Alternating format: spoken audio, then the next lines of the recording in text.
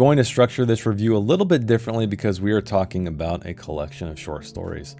I think I'm going to cover a couple of concepts that will hopefully inform where I'm coming from with my opinions in this book, but then after that, I will talk about each story individually, where I will cover writing, character, plot, and don't worry, I'm not going to spoil anything for you. One important thing to note about this collection, and I wish I would have discovered it earlier on, but I did discover it later on before I finished this book, is the publication history. The very first story, or the very earliest story to be published, was in 1990, so you may find yourself thinking, as I'm talking about these stories, that you have experienced these films before. You have experienced these stories by other authors, by other filmmakers. But that is only because Ted Chiang was ahead of his time. And that's a concept I talk about a lot, is when you go back and read or watch a creator who tread new ground, but you've already experienced all of the people who had been influenced by that work, and who knows, maybe did it better, it always feels derivative. So I think that is something you should have framed in your mind when you go into reading this collection. Also,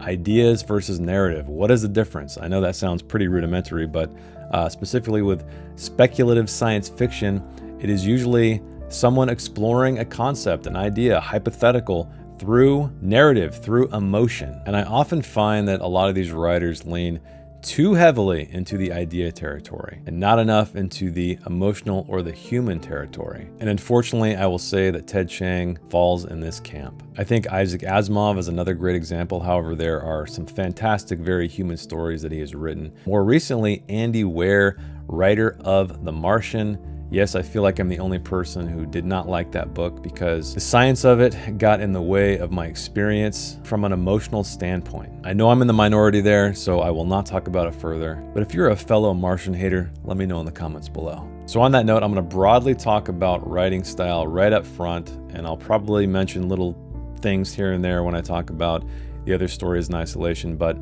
the writing here is serviceable.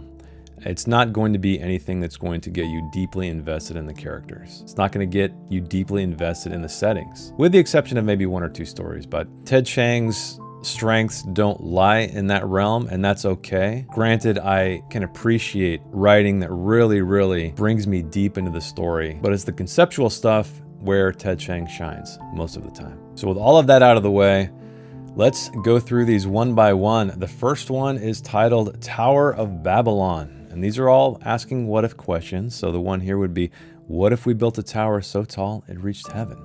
This is very familiar to us, at least those of us who have read the Tower of Babel story in the Bible. But the entire premise here is the same. They're building this massive tower up into heaven, and they're sending people up there to break into the vault of heaven, right? So they can find God. And what are the implications of that? We are told this story through a single POV character, but unfortunately, it's just, he's kind of like a vessel for this entire thing, right? There's no emotional weight. There's no history that is sort of anchoring to his motivation, why he's making this crazy journey. But that said, I really enjoyed the concept, the concept that I believe Ted Chiang was exploring, or at least I got out of it, because I talk about that a lot too. Like, does the intention of the writer matter as much as your own experience? Some people say that there is no meaning outside of the intention. I would disagree with that. But in the story, there was a lot of cool stuff. There was a real sense of vertigo when you are ascending this tower, or our POV character is ascending this tower, and you get kind of the midpoint. And I think that is a pivotal moment as well, is when you're right at the middle of this tower and up and down kind of cease to mean the same thing, because up and down are kind of equidistant, so it essentially flips everything on its head. And while I did mention that the writing in this collection overall wasn't impressive by any kind of immersive regard, I did feel that in this story. So I think that was a success. There's even people who live up way high on this tower, and they have their own methods of survival, which are quite interesting. But what I loved about the story is the exploration of us never being satisfied, right? We're always looking to the heavens. We're always looking to the stars, wondering what's out there. I need to go there. Down here sucks. Down here is not good enough. And I thought that story explored that concept brilliantly. The next story is titled Understand, and it's exploring the idea of what if there were a treatment that could exponentially grow your intelligence? Because this man, this POV character, he was in a very terrible accident. He's essentially a vegetable. And so in the hospital, he agrees to go through this treatment that is trying to regrow his brain tissue so he can walk and talk and do all of the things a normal person can. However, it goes far beyond that, as you might imagine, and he slowly gets smarter and smarter and smarter. And it's one thing I didn't appreciate until I went back, because I didn't feel, I was criticizing it even early on, that I didn't feel like the language changed a whole lot, because how do you write someone who is immeasurably intelligent? And that, in fact, is a concept that is explored in this. Language itself becomes too limiting for this individual. But then how do you write it in a book? Well, I think Ted Chiang more or less does it as good as you could do it. But unfortunately, this is the first story to me that felt overly long. It just felt like stuff was stretched out unnecessarily so. There's very little conflict. There were very little ups and downs, because, you know, a story is not sort of a straight line. It's not an ascent. It's not a complete descent. There's a structure to it. There's ups and downs. There's peaks and valleys. Otherwise, we would get bored. And unfortunately, that is exactly what happened to me here.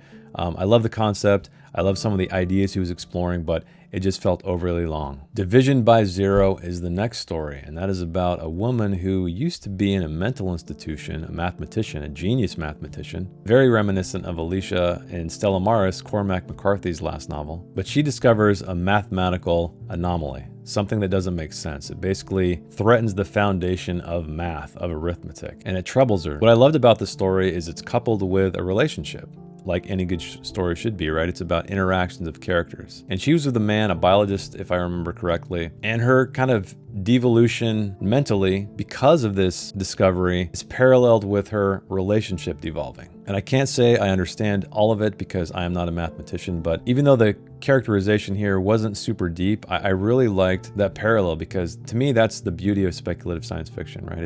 It's taking a concept that is emotional at its core and pairing it with a concept rooted in science. And I think this is the first time in this collection that I really noticed that. And I thought it was done relatively well, but the end just kind of fizzled out in a strange way. But if you check the story notes in the back of the book, Chiang has some explanations as to why that might be the case. So it seemed like he was playing with the idea of a traditional structure and what breaking that might be. But overall, I felt like this is when the collection started to pick up. That brings us to his most famous story of your life, and I believe it deserves all of the accolades that it's received. It's about a mother who has lost a child, and don't worry, that's not a spoiler, that's in the very beginning of the story. But she's approached by the military because aliens have landed, and she is a linguist, and she is hired to go try to communicate with these aliens. But the beauty of this story is through its exploration of language and what language is and how it can be different than what we perceive it to be. And this is the only story in the collection for me that successfully merged emotion and ideas,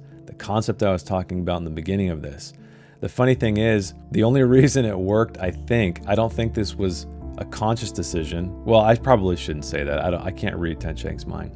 But without spoiling it, the very nature of the concept he's exploring is the reason why this works from an emotional standpoint. If you've read the story, if you've seen the film, you'll know exactly what I'm talking about. So I always wondered when I was reading this, did Ted Chiang kind of stumble into this accidentally? Did he have the emotional core only because structurally that is what was required? It's something interesting to talk about. And the only reason I bring it up is because all of these other stories don't have it. They are absolutely missing it. Some of them get close, like I was talking about with Division by Zero, but none hit as hard as this one. This one to me feels like a writer who knows how to capture your attention through character, pull at your heartstrings, but also merging that with an interesting concept. And I believe this story marks the peak of this entire collection. If I had to metaphorically talk about this collection, it would be like you're kind of slowly climbing a mountain. I shouldn't say a mountain, maybe like a hill of some kind, right? Nothing too steep. And then you get to the peak and then you kind of tumble down, but right before you get caught at the end with a soft landing of tall grass or something like that. So it's very much shaped like this for the most part. And I can understand why they put this story of your life right at the middle, because it is the high point. And it's funny too, if you think about it from like structuring a novel, it's kind of similar in a lot of ways. The next story we were talking about is 72 Letters, and this one's kind of funny, and it's very different than what I expected to find in this collection. And it's very different than all of the other stories in that it feels kind of steampunk. So it deals with this kind of alternate history where there are these golems or these animated objects, these automatons that do manual labor and help us with our daily activities, definitely seated in Hebrew mythology. But then there's also a secondary element to it where there was this old scientific belief, I can't remember what it was called, Ted Chiang talks about it in the story notes of the back of the book, but it's the idea that a fully formed human exists in the sperm of a male, as if there's any other kind of sperm. But anyway, if you only just slowly grow and slowly care for this little tadpole, it will grow into a human. And the protagonist is really good at assembling these golems, and so he's contracted secretly to help develop this concept of humans growing in a test tube, essentially, because they believe that they've discovered that humanity will die out in about 100 generations or so. So this one explores eugenics also, but it kind of turns into a weird thriller at the end. I don't feel like the idea was fully explored. It does lay the groundwork for it, but it feels like when you get to the end, it's this strange thriller-esque kind of Da Vinci Code style action piece that just kind of ends. I don't feel like whatever Ted Chiang was trying to explore with the story was communicated to me anyway. The next story is The Evolution of Human Science. What's crazy about this story is it's not really a story. So this was originally published, I think, in Nature magazine, and it was supposed to be a fake abstract for a scientific study. So that's how it reads. It's extremely short. I think it's like a page or two long, but there's no characterization. There's no plot. The entire concept is, what if we genetically modified humans to be greater than ordinary people, right? What are the implications of that? What happens to the ordinary humans? Are they left behind? Do they go extinct? How do they exist in society? I love that idea as a whole. I think the execution was absolutely terrible. This to me felt like filler. It felt to me like they just threw it in here because they wanted to up the story count. I have no idea. I didn't really get anything out of it. I think conceptually, as I mentioned, it's an interesting thing to think about, but I would love to see it in an actual story form. Hell is the absence of God, and this is talking about what if angels were real? What if the biblical God was actually real? Provable, in fact, demonstrated by angels crashing through the atmosphere and causing all kinds of strange things to happen. And we experienced this story through a few POVs, the main one being a man who has lost his wife, and so he's grief-stricken. He's saying, why God, why me? And you kind of wonder, when you do know God exists, or at the very least something supernatural like angels exist, how does that play out? And so you have these people who were quote unquote touched by angels, but really the entire premise of the story is, what if God wasn't who you thought he or it or she was from a Judeo-Christian standpoint? And I love the concept. I think it's a fantastic concept, but it feels a little bit played out. Like I said, it feels like stuff I thought about when I was in my early 20s, when I was really looking into religion and did I buy the entire thing? But a lot of people on the read along got a lot out of it, so you might too. My biggest problem with this story though was it was entirely told in exposition. It was like reading a summary, a very long summary of what would be a story, or you could argue even a long form outline. I think it was a terrible mistake. I have no idea why Chiang wrote it this way. There's nothing about it in the afterword as to why he might have made this decision, but it completely took me out of the story. Again, it felt like I was reading an outline, something a writer was going to assemble before they actually wrote the prose. The final story, Liking What You See, a documentary. This was kind of a cool concept because it's asking, what if there was a way to turn off our perception of beauty? What if there was a device we could put on the back of our neck or on our head? I can't remember how it works. But when we see other people, we don't see them as attractive or unattractive. What happens if we remove that from the equation of perception? How do we experience life? And this is told through a series of interviews because, as noted in the title, it is a documentary. And I thought this one was particularly effective because not only was it exploring an interesting idea, but it was told in an interesting way.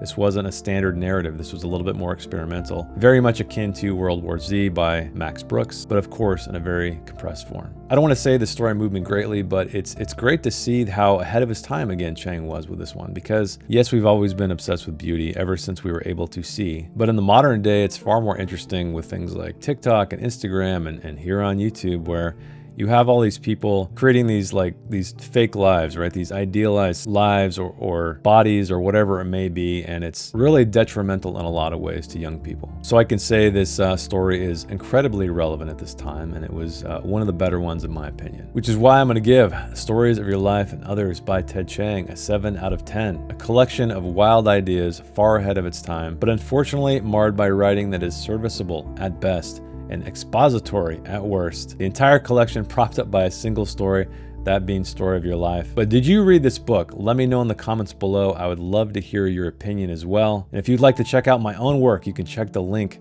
in the description below. And thanks for hanging out with me. Thanks for watching, and I will see you in the next one.